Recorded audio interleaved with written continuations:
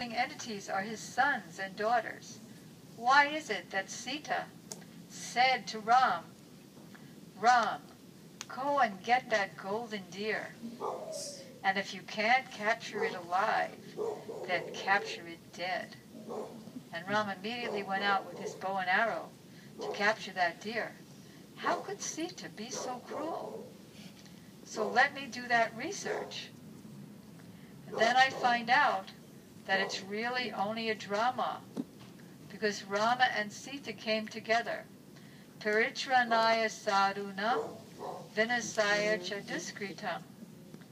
Krishna says in the Bhagavad Gita, whenever and wherever there's a discrepancy in the religious principles and a predominant rise in irreligion, at that time I come to destroy the demons and to deliver the pious. So, Sita and Ram were simply doing a drama so that she could be kidnapped by being alone and taken by Ravana so that Ram could come and get her and then kill Ravana and all of his men. And Ravana, who is Ravana and Kumbhakarna, were Jai and Vijay in Vaikuntha. And they only came to this material world because, being pure devotees in Vaikuntha, they wanted to please the Lord always. And because the Lord's desires are always manifest in the hearts of the pure devotees, they knew that he wasn't so happy, completely happy, because he was thinking there's something I'm missing in this form as Vishnu, where everybody worships me. I want to have mock fighting, just like Krishna has mock fighting in Vrindavan, with Sridham and Subal wrestling. I want to have mock fighting, but who am I going to have mock fighting with here? So, Jai and Vijay knew that, and they wanted to fulfill his desires.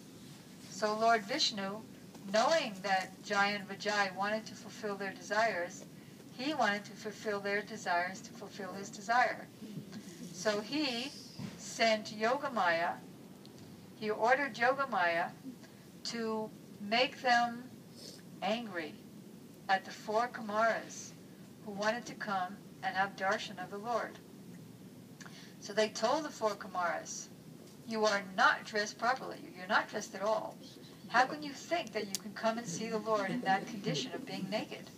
Go away from here. So then they were cursed by the 4 Kumaras to come as demons for 3 births, and one of them was Ravana and Kumbhakarna. So we're asking wonderful questions like this. Or what's another question? Krishna has 2 qualities, 2 kinds of qualities. Mugdada and Sarvagyanta. Mugdata and Sarvagyanta. That is, he's completely forgetful that he's God.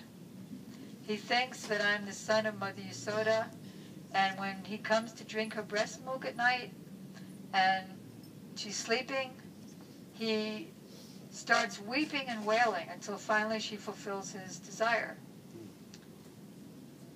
So he's like an ignorant child.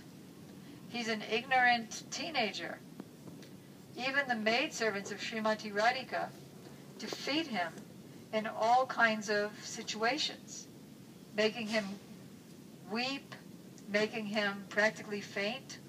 Sometimes he has to fall at their feet and get their pleasure. If Srimati Radhika is mad at him, he has to go and propitiate them first. And at the same time, he's Sarvagyata, means he knows everything, past, present, and future. How can these go on simultaneously? I once asked Srila Gurudev, it was one of the very rare times that I was in a car with him in California, going from one Harikatha festival to another. And I said,